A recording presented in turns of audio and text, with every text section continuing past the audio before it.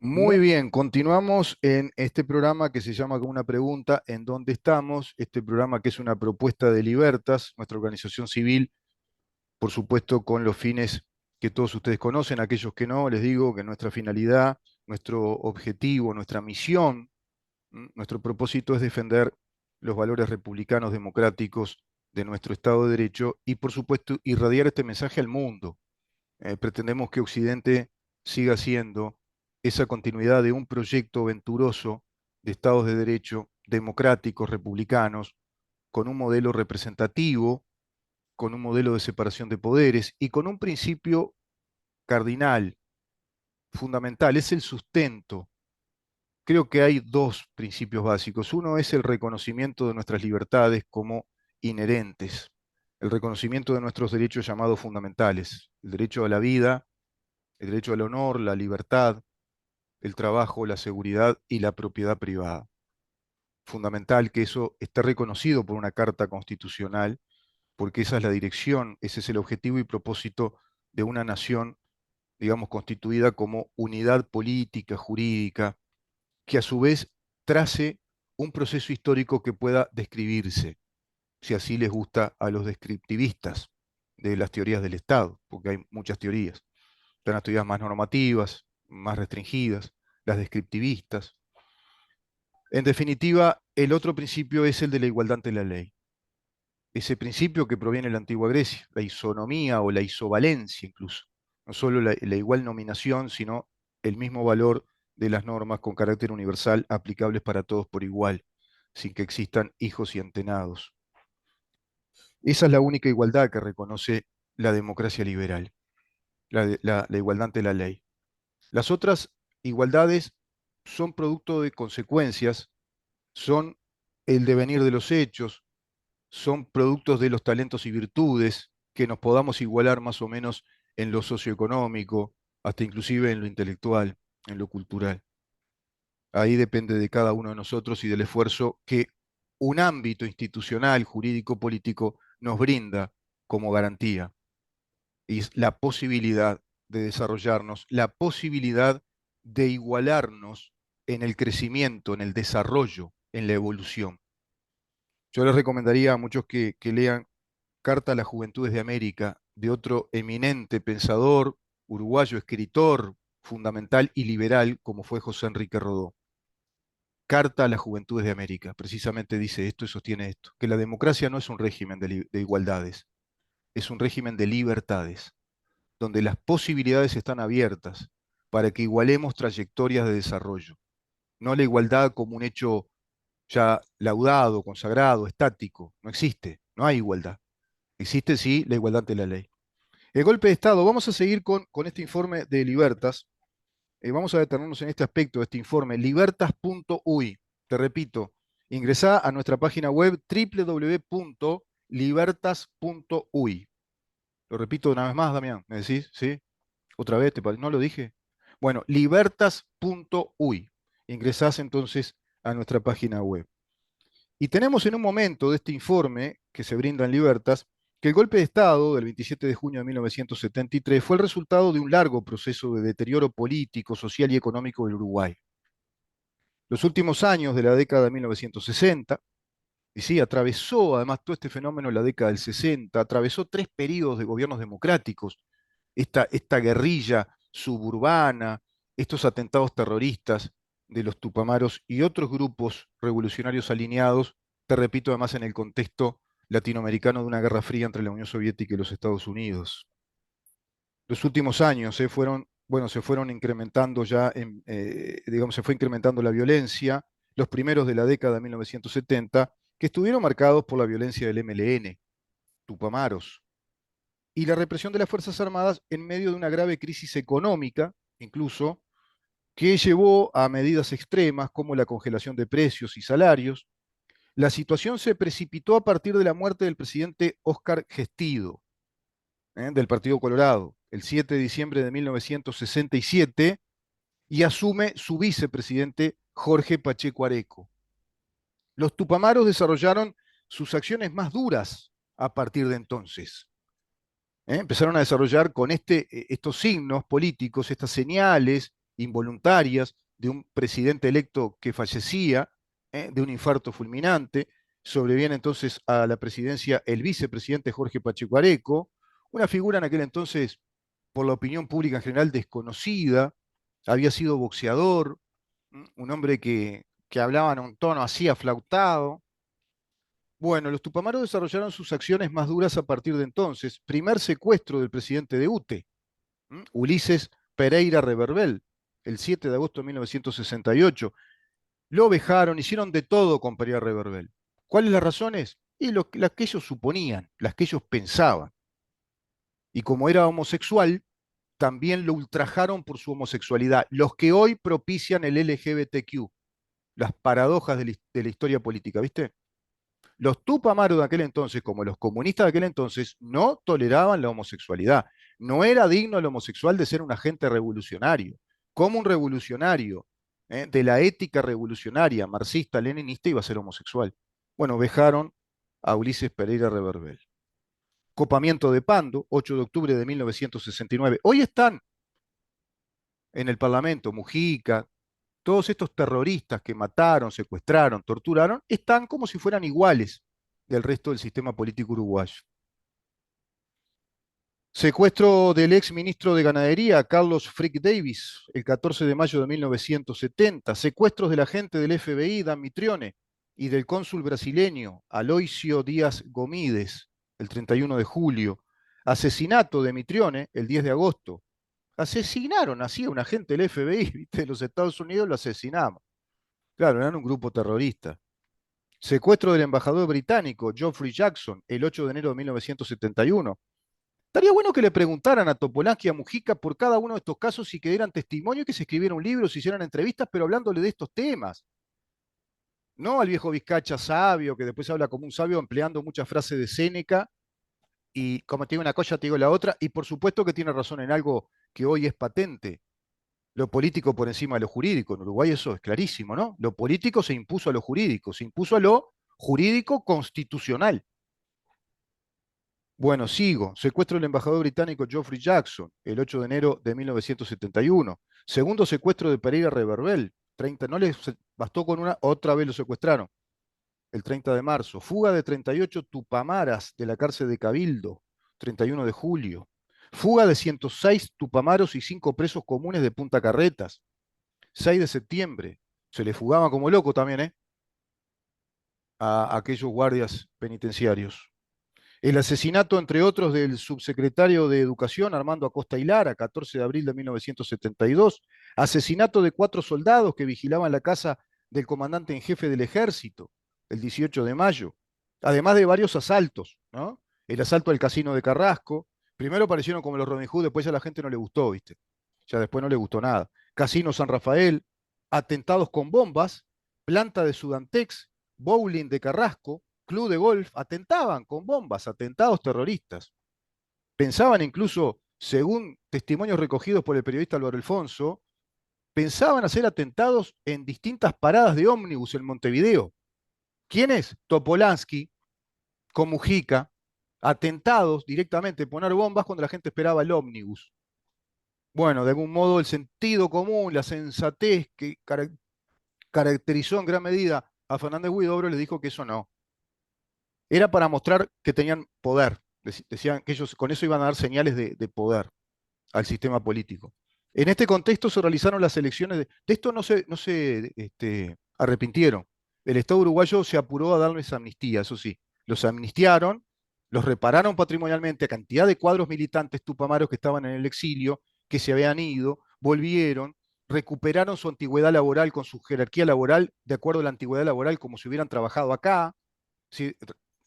Pasaron a tener el grado laboral como si hubieran estado esos 15 años que vivieron fuera del país, por ejemplo.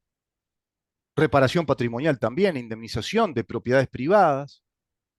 Y posteriormente, bastante después, se da la pensión vitalicia que les paga el BPS, que somos todos nosotros, que les pagamos pensiones vitalicias. Del otro lado, nada. Sacaron la ley de caducidad y están todos presos.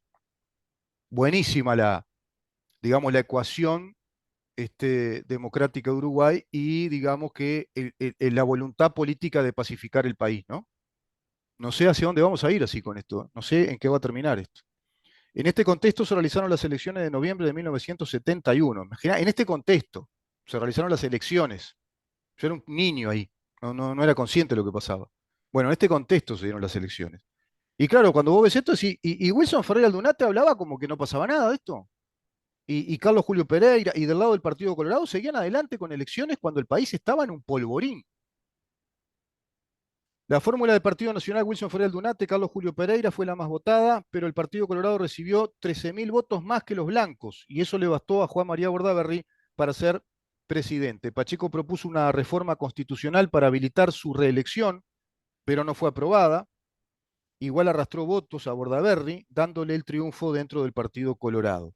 El 21 de diciembre, los tupamaros ejecutan al peón rural Pascasio Báez. Seguía la cosa, seguía la violencia, seguían los grupos armados. Se le informaba a inteligencia militar incluso que venía una especie de reivindicación armada contra las instituciones del país. En medio de la sangrienta jornada del 14 de abril de 1972, Bordaberry solicita al Parlamento la declaración de estado de guerra interno y en julio promulga la Ley de Seguridad del Estado, votada en Asamblea General. La Ley de Seguridad del Estado, votada en plena democracia en la Asamblea General, que le daba más poder a las Fuerzas Armadas para reprimir la guerrilla. El país no estaba bien, estaba en un estado de conmoción interna. ¿Y eso a quiénes obedece cuidar la conmoción interna de acuerdo a los principios de soberanía nacional y de defensa, que es uno de los cometidos esenciales del Estado? ¿A quiénes? ¿A los diputados? No. ¿A los senadores? No. ¿A quiénes? Al jefe de Estado y las Fuerzas Armadas. El jefe de Estado y las Fuerzas Armadas no solo tienen prerrogativas, sino la obligación de disponer la seguridad nacional, porque es uno de los cometidos del Estado.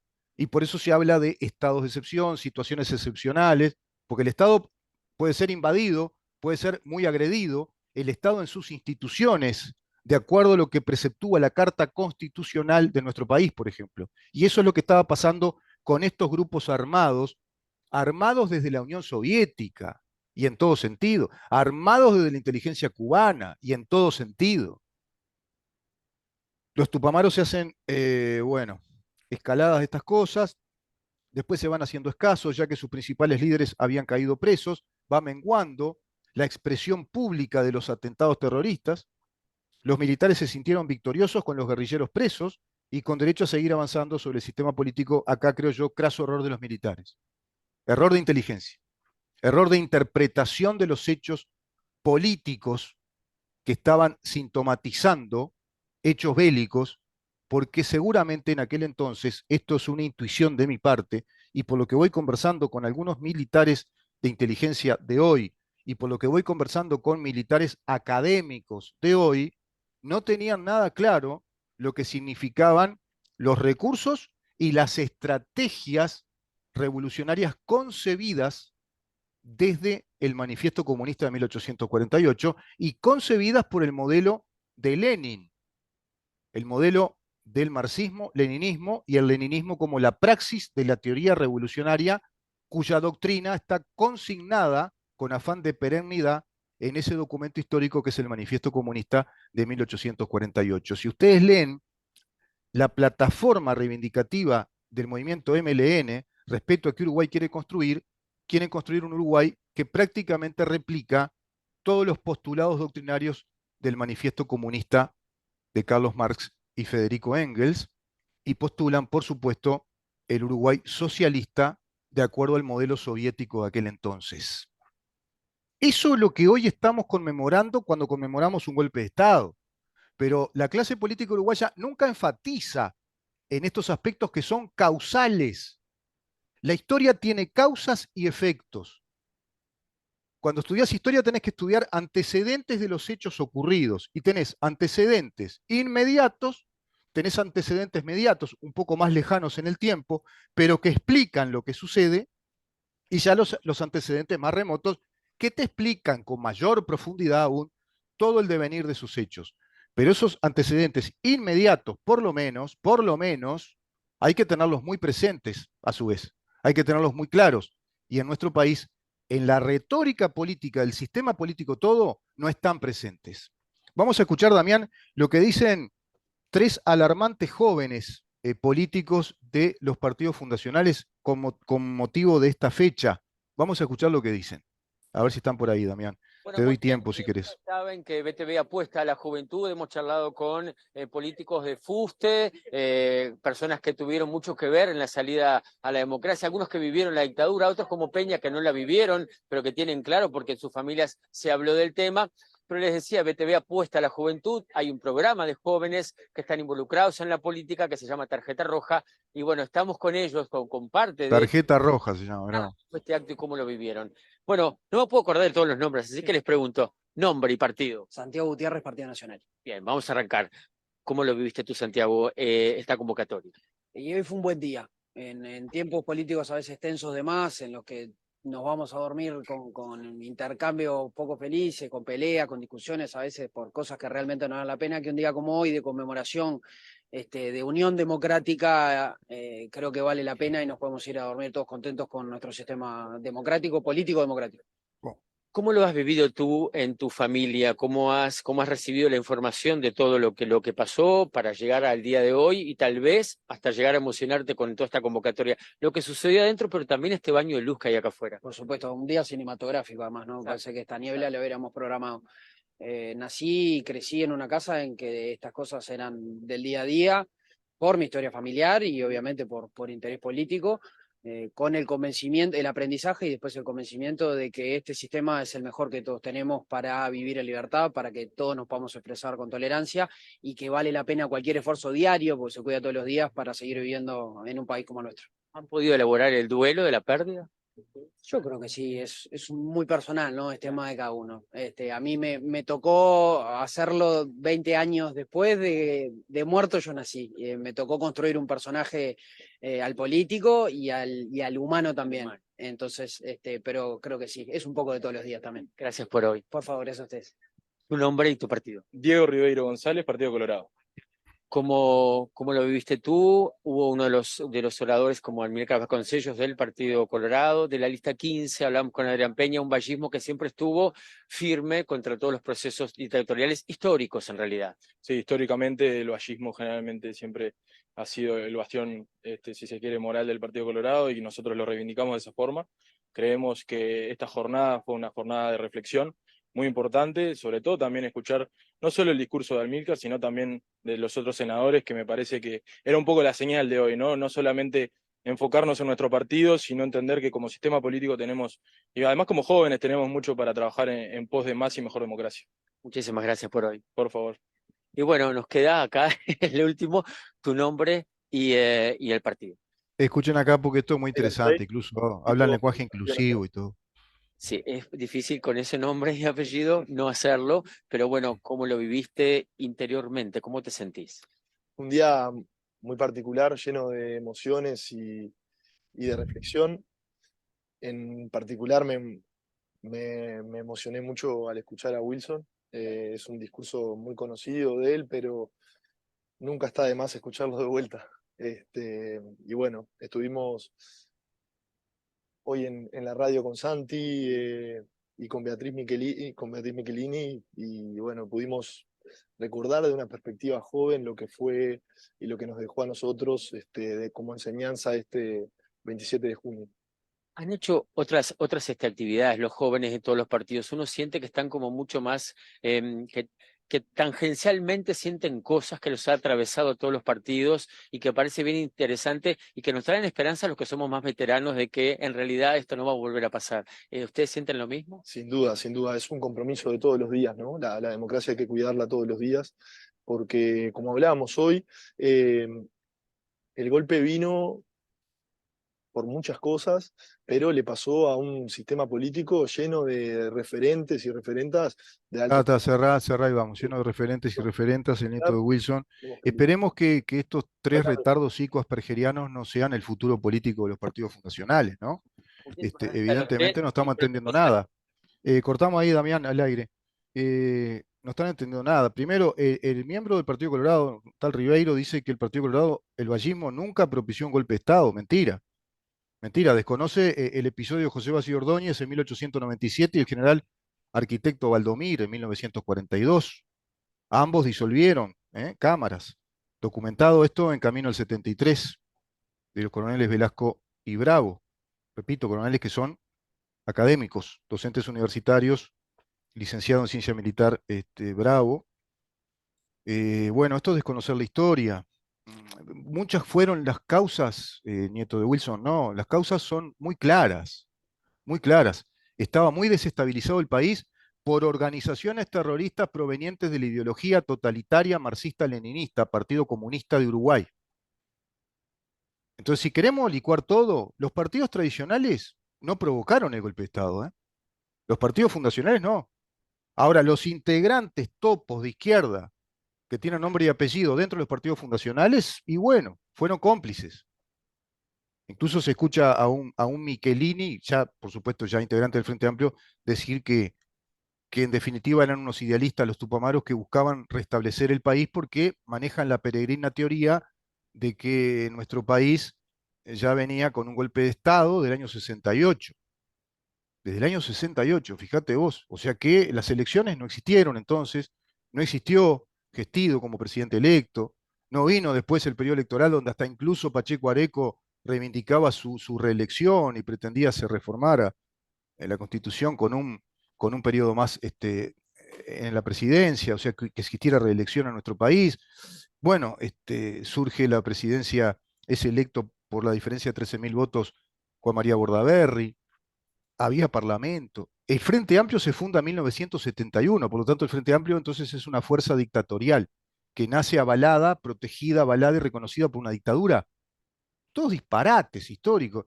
Y Uruguay tiene un golpe de Estado como consecuencia de todos esos antecedentes brutales históricos que estaban amenazando nuestra estabilidad democrática y nuestra soberanía nacional, porque nos iban a instalar una dictadura socialista. Parece que no entienden eso.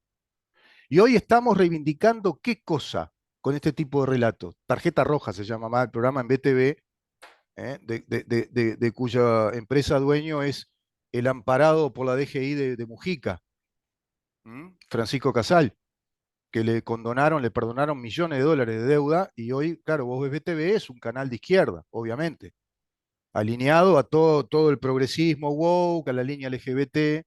Parece que eso no sucede, parece que eso no pasa en el país. Parece que no pasa que se desactivó de modo absolutamente inconstitucional, antijurídicamente, una ley que nos plantea la caducidad, nos plantea la renuncia a la pretensión procesal penal del Estado como sujeto de derecho y su renuncia como un legitimado activo, en su legitimación activa. No se puede derogar una ley de renuncia procesal, que además tenía el motivo, el cometido de ser una ley especial que garantizara el decoro, la paz y la dignidad de nuestra sociedad, porque se había amnistiado a todos estos delincuentes terroristas que estaban con estos grupos armados desestabilizando el país, iban a seguir para ese lado, porque querían instalar la revolución soviética en nuestro país, ser otra Cuba. Lo explica muy bien el libro de Nicolás Márquez, en el último libro que publicó, La dictadura de Salvador Allende. La injerencia brutal que tenía Fidel Castro en ese entonces, la injerencia que tenía el gobierno cubano en todos los, digamos, movimientos de izquierda en América Latina, y por supuesto proponiéndoles esa versión de la historia, ese modelo de unidades nacionales o ese internacionalismo comunista a las juventudes de aquel entonces. Todo eso hay que analizar. No es solo el golpe de Estado, porque se enfatiza en el golpe de Estado y la brutalidad del golpe de Estado y que se terminaron las instituciones democráticas. Y sí, si tenés que dar un golpe de Estado para cuidar la soberanía nacional, y vas a tener que interrumpir la vida democrática, porque mirá lo que estaba pasando con la vida democrática. Desatendía los grandes temas. El sistema político estaba desatento a lo que estaba pasando. Y no estuvo a la altura histórica, todo se explica, todo tiene su explicación. Muchos dirán que está justificando la dictadura. No estoy justificando nada. Lo que pasa que, como diría en aquella publicidad, el gran humorista, no me acuerdo el nombre, un humorista decía, ¿sabés lo que me calienta esto? ¿Sabés lo que me calienta? Que no se explica todo. Claro que no queremos dictadura, de ningún tipo queremos dictadura. Pero atente al lupo si viene una dictadura de izquierda, porque esto termina en sangre y en guerra civil. Miren lo que es Cuba. Nuestra llamada dictadura, en definitiva, fue un proceso peregrino histórico que entrega el poder también. Yo fui formado en dictadura cuando hice liceo y facultad, y fui educado para defender estos valores democráticos. Qué curioso. Fuimos educados para entender lo que es la Constitución, los deberes del ciudadano, educación moral y cívica, cómo vivir en una república, cómo vivir en democracia. No nos metieron doctrina militarista, no nos dijeron el mejor régimen es el militarismo del Uruguay, no había doctrina. Sí, nos siguieron educando para ser futuros ciudadanos de un Estado republicano democrático, eso no se dice tampoco. En los planes de estudio no pervirtieron el conocimiento de la universalidad de la historia. Nosotros en el liceo vimos todo el marxismo, yo leí el manifiesto en el liceo. Yo leí los escritos económicos y filosóficos de Marx en el liceo, antecedente del marxismo, antecedente del nazismo, Primera, Segunda Guerra Mundial, entreguerras, Guerra Fría, literatura universal, de la más diversa calaña, pelo y color, de escritores muy comunistas como García Lorca, a escritores progresistas y a escritores muy liberales. Vimos los clásicos griegos, romanos, los latinos. Vimos todo el siglo de oro español. ¿Les dan eso hoy en la educación? ¿No es dictadura eso? ¿Eso no es una dictadura ideológica? ¿Eso no es una dictadura al pensamiento para convertirlo en un pensamiento único? ¿Estamos tan bien hoy, como decía Schipani? ¿Estamos tan consolidados como democracia? No, creo que no. Siguen ganando ellos. Siguen ganando ellos porque parece que no se entiende el sistema político uruguayo ni el sistema político de América Latina entiende, digo de los que no son marxistas, de los que no se dicen que no son de izquierda marxista revolucionaria, que van contra el Estado de Derecho, la República y la democracia, no entienden que estamos en un contexto histórico, por lo menos en el continente, desde 1990 a la fecha, por lo menos, que es cuando se fundó el Foro de San Pablo, con Ignacio Lula da Silva y Fidel Castro, ya con escuchar los nombres ya alcanza, ¿verdad? Ignacio Lula da Silva, Partido Comunista Trotskista, el Partido de los Trabajadores, marxista trotskista, con el líder de la revolución marxista-leninista cubana alineada a la Unión Soviética, Fidel Castro. Un dictador que se perpetuó en el poder con toda la familia. Bueno, eso es lo que pasa en el continente y ahí se enraizó la reivindicación de la revolución marxista a través de una nueva modalidad y estrategia que tiene que ver con las postulaciones gramscianas, ir por el lado de la cultura, del pensamiento, de la institucionalidad de nuestros estados, porque el resto va a venir por añadidura. Ya no van por el lado de las armas directamente y tirar abajo la propiedad privada y romper con la la burguesa bufonería de la vida parlamentaria. Ese es el tema. Seguimos mañana. Mañana vamos a seguir un poquito más con este tema, porque en verdad esto no se agota en una fecha. Y vamos a hablar también con el Guardián de la República, segunda parte, del desastre que hicieron con el agua, el gobierno del Frente Amplio, y especialmente lo que dice el doctor Tabaré Vázquez sobre el glisofato. Así le decía él al glifosato. El glisofato, decía el eminente Tabaré Vázquez. Lamentablemente hoy no puedo poner, pero mañana voy a poner un pequeño audio de 29 segundos de lo que decía Sereñi respecto a la nefasta figura de Tabaré Vázquez. Nos vamos, nos reencontramos mañana a partir de las 10 de la mañana para seguir preguntando en dónde estamos. Chau.